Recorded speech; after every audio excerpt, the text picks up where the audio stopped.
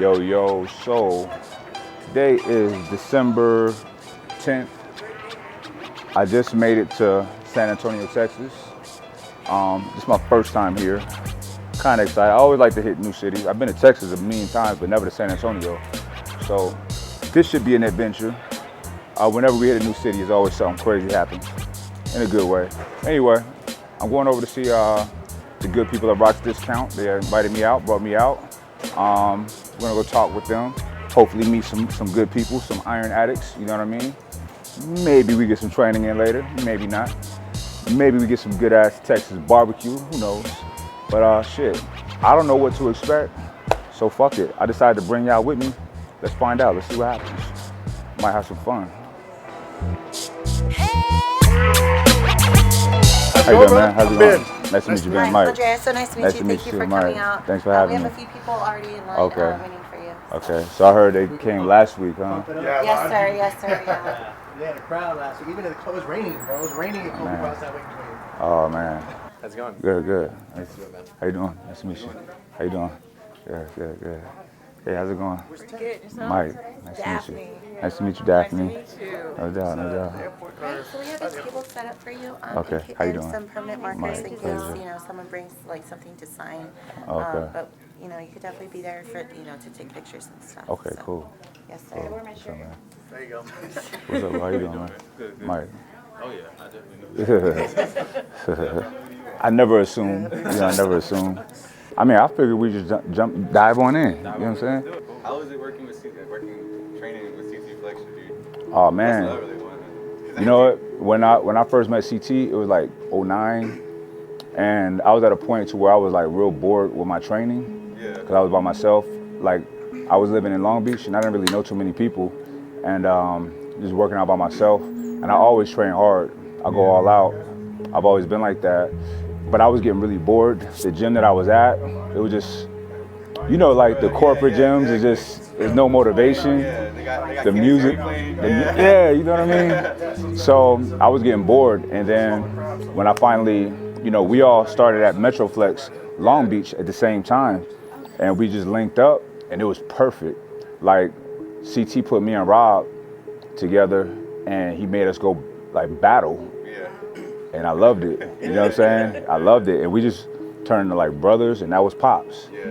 Ever since. And we all. Even as this guy, we go to the Golds over there in Legacy. Mm-hmm. We start doing deadlifts. People start looking at us like we're fucking crazy. Yeah. But then they start jumping in. They're like, yeah, let's start going. Like, Because it's motivational. It's like when you see somebody giving all, putting it all in, leaving it all on the floor, you're like, yeah, that's what's up. You know what I mean? Everyone's quiet. It's not often you see that. It's not often that you see people just going all out. Yeah. But I'm all about living life on 10. So it's like whatever I'm gonna do, I'm gonna really do it.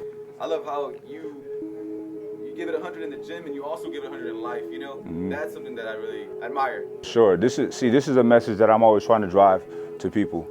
A lot of people are like dedicated, addicted, whatever it is, to the gym, to training, smashing, taking their body to the next level. But this is the thing, that is such a one-dimensional space to be in if that's all you got, right?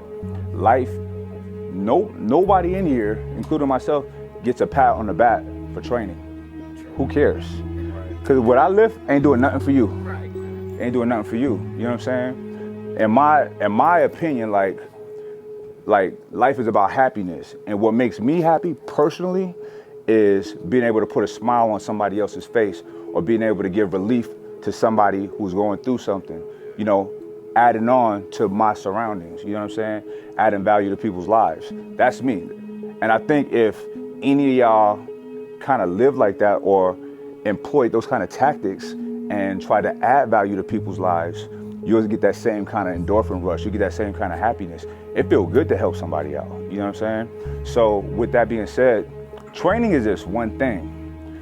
What training does though, and what it can do, is prepare you for difficult things outside the gym in real life, right? Because this is all life, training or not. So what I do, that's why you'll see me doing them 200 rep sets, iron marathons, stuff that seem impossible to do. Because it's like, you know what?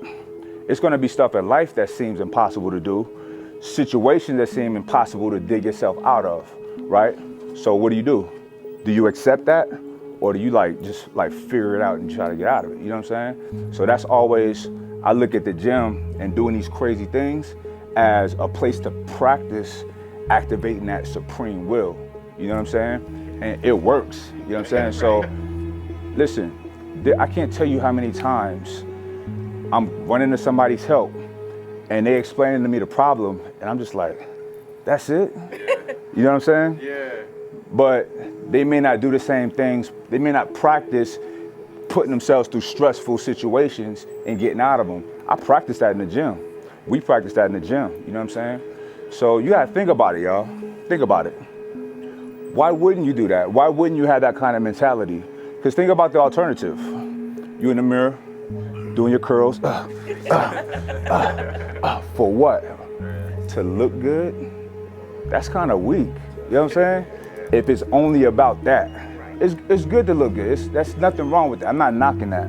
But that shouldn't be your only reason for wanting to work out and train. You know what I'm saying? You know, like my sons, every morning, they got to do 100 push-ups and 100 bodyweight squats. And it's been like that for a couple years, you know what I mean? And why do I do that? I do that because my father had me at 11, 12, jogging at 6 in the morning with heavy boots on. And it was for discipline, you know what I'm saying? So I'm trying to give them discipline. And that's the same with us.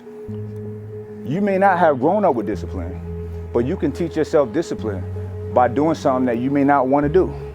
Getting up extra early to go work out, you know what I'm saying? Or sacrificing some time to go work out, you know what I mean? See, working out, what it is a tool that we can use to help carve that ideal life. And how we have an ideal life is by having certain qualities and characteristics that successful people have. And that's discipline, that's self-control. And, you know, it's just a perfect way to practice all of these things, you know what I mean? I never look at it as like, man, I want to get bigger chest, bigger shoulders. Personally, I could care less about any of that, you know what I mean? Because I'm gonna tell you, I've trained with many people a lot bigger than me that I'm smashing. So just because you're big, that don't mean anything, you know what I mean? And I think it's kind of weak when cats are swole and not strong. It's like, what is it for? The more muscular you get, you're not that functional. I'm gonna tell you right now. The heavier I've been, I'm having a hard time walking up the stairs, like breathing heavy. And like, you know, my background is boxing. I remember a time like throwing jabs and starting to get a pump in my arm.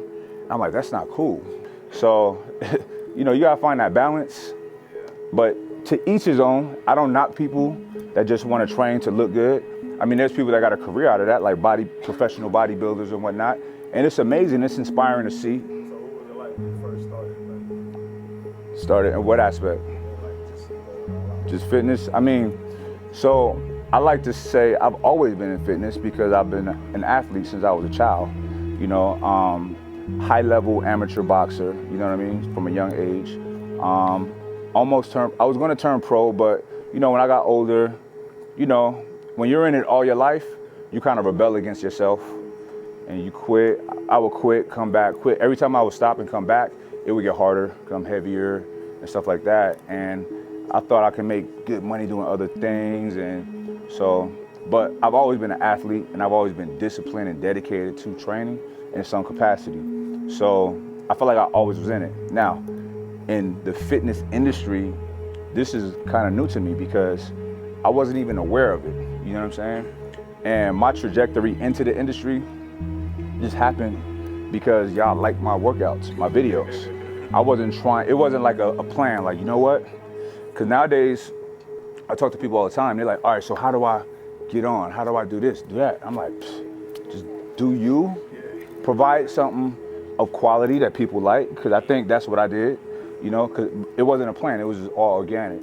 So I started out, I would put, you know, I was a personal trainer and I was a successful personal trainer. I took it serious. And I would record my clients' workouts to gauge their progress, and I was proud of them. And I wanted them to be proud seeing their stuff. And it was getting me a lot of business because, you know, I have more girl clients than guy clients because girls are just tougher than guys. I'm serious, it is what it is. Listen, guys, like girls, I don't know why, but they're tougher than guys, you know what I mean? And I train tough, you know what I mean? So I was like, so that you see a video of this girl doing 15 pull-ups and 100 reps of squats. So I was getting more clients. They're like, how can I do that? I want to do that. So that's why I started doing videos initially. And then every now and then I'll throw my workout up there, and they was like, they liked it, people liked it, and would share it, you know? And a few videos started going viral. So I just kept doing more. And me, CT, we was doing them at the same time. And then we're doing them together. And then me, CT, and Rob, we did one together. It was overtraining chest, the first one. And that's when I talked about, you know what? People say overtraining is bad, you can't do this, can't do that.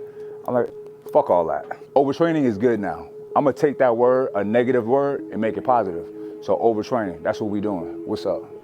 And it just created a big uproar because what happened was people who was already in the industry who, you know, would sell their training programs or whatever it is, they had their philosophies that they made money off of. They felt threatened because mine was a little bit more extreme. And you know what? What happens if you existed on this level with whatever? All right, if you're driving around in a Honda, right? And then you have access to a Mercedes, right? Are you gonna wanna go back to that Honda? You have a higher standard, you know what I'm saying? So they looked at my stuff as a threat. Us a higher standard. We ain't gonna be able to eat. So they went on the offensive. Oh, you can't do that, he's wrong. You gotta take steroids to do that, yada, yada, yada. Every excuse in the book. And all it was people was intimidated by hard work. And I was very honest with people. I'm like, look, it may not work for everybody. I'm not saying this is for everybody, but it works for me. You know, I'm a hard gainer. I gotta do a lot to put on size, you know what I'm saying? And I really wanna be strong, so I'm gonna go all out. So that was how everything kind of started. I love challenges. Man, I've been through a lot in my life, a lot. So as a child, I've been through a lot. So I've always felt like when I was younger, I was like, man, I got guardian angels, because I've been carried out of some crazy situations, you know? And then as I got older and stronger as a person, because I was a weak child, like very emotional. I cried like every day, you know what I'm saying? I'm still an emotional person. I'm a sensitive person. I feel everything, but it's how you manage it, you know what I mean? So I wasn't as strong. I didn't know, I didn't have those tools. But as I got older, I started learning these tools. So now, like stress, I inhale it and use it to my advantage. I'm serious. Fear is an attribute of an intelligent person. You know what I mean? You fear dangerous situations and you get out of it. You know what I'm saying? So when people are, oh, I'm scared. Okay, all right, buddy. All right, tough guy. Something's off in here, you know what I mean? And I'm afraid of you. A challenge, stress, bring it, you know what I mean? The more you go through stressful situations and get out of it the right way, each situation that comes after that is not as stressful. So I could be going through something that the next person might be like, I can't handle that. And it's not even a big deal to me. I've seen you with Cardone and Gary Vee and all them. Who's your number one person to look up to in mentorship for yourself? Man, you know, it sounds cliche because he's so popular right now, but Gary Vaynerchuk. What kind of advice would you give a young trainer who's trying to make it? Young trainers, y'all listen up. I take this very serious because that was my profession for a long time, and that was one of my most rewarding occupations. Build really good, solid relationships with your clients. See them through. If you know you got a client that's serious, and you know what, this month they running low on funds and they can't train them anyway. You know what I'm saying?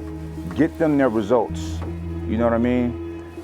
Don't be on your phone when you're training them. I don't want to see this. I hate when I see trainers on their phone while the people are working out. Give them 100%. You know what I mean? Seems like your life is very intense. So is there ever a moment where you feel like you might get burned out? Nope. Nah, I don't. You know, I got a lot in me. I got a lot of life. Like, it's my life is, you know, there was a time in my life when, you know,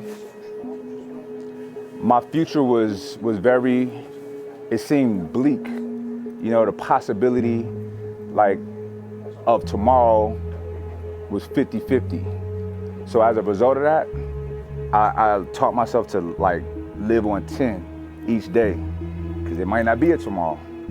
And it still might not be a tomorrow for any of us, right? That's why I have no problem, like, this guy with the camera, that's my brother. Yeah, bro, I love you. Text him, hey man, I appreciate you. My life is real. I can show you text right now of me telling homies of mine yesterday, I love you. Anybody come over here and just come look at my phone right now. Tell me what this say. Just wanted to say, I love you, bro, and I love your family like they're my own. That was today. I do that. I told my friends that too. They start thinking I'm gay though. I live, you are gay, that's happy. It is happy. You know, I live on 10 because tomorrow's not promised. We all gonna die. So, you know, every day I'm just trying to be the best me, you know? I say this all the time, I try to be all my friends' best friend, you know what I'm saying? The ultimate dad to my kids. I want them to be super proud of me at school. You know, every day I try to do everything I can to be a superhero. Why not? What is your ultimate goal and have you earned? My ultimate goal is to see my kids successful, see my kids changing lives and adding value to people's lives. I want to see that so bad. I can't wait for that day. I don't have any set goals like that because every day is different. I'm always excited to turn that corner to see what's around there. I just want to live long enough to see them in the position to where to know I've done a good job, you know what I mean? And see all my friends rich. And my ego wants me to be the one to help them get rich, you know what I'm saying? So I would say if I had specific goals, those are them. I had a taste of being where society don't care about you at all. I've been there. You know what I mean? I've been on the streets. I've been in jail. That's even worse than the streets. You know what I'm saying? So I've tasted it all. All of the negative or what's perceived as negative that they could throw at you. And I absorbed it. You know, the things that landed me in jail, I deserved to be there. I accepted it and I atoned and I corrected my ways. You know what I'm saying? And it just made me that much of a better person. It gave me a little bit of perspective to speak to people who might be going through things. If I've never been through nothing, I can't really counsel you on things. It's not real. You know what I'm saying? Telling you, oh man, you shouldn't be doing that. Why? Just cause. That ain't a thing. You know what I'm saying? I can really walk people through step A to Z, because I've been there. Nothing bad happens to me. Only good things happen to me. Me being in jail was great. I learned so much. You know what I do? You know what I do that many of YouTube people or Instagram people won't do? I go out, I don't donate money to Make-A-Wish. I take my money, buy food, we cook, we package it, and I go out there, and I be out there in the slums, fearless, helping people. Crack, this guy need help, this guy's smoking crack right in front of me. I be there, you know what I'm saying? Because I've been through all of these things, and I know what's there. You know, and it's when you live an honest life, when you live a life when you're not worried about karma, you don't fear anything. Yeah, maybe you can get it for him. Hold it straight up if you can.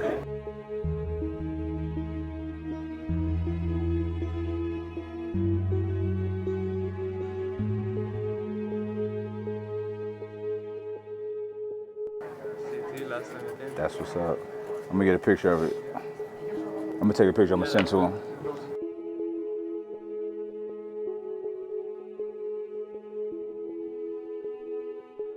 I appreciate it, bro.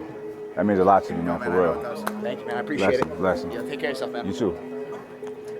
Thanks for coming through, bro. What's up, brother? How you doing, man? B. Nice to meet you, B. What's up, baby? How you doing, man? I want to meet you for a long time, man. That's what's up, man. Appreciate it. Appreciate you, man. Appreciate you. You acting all shy.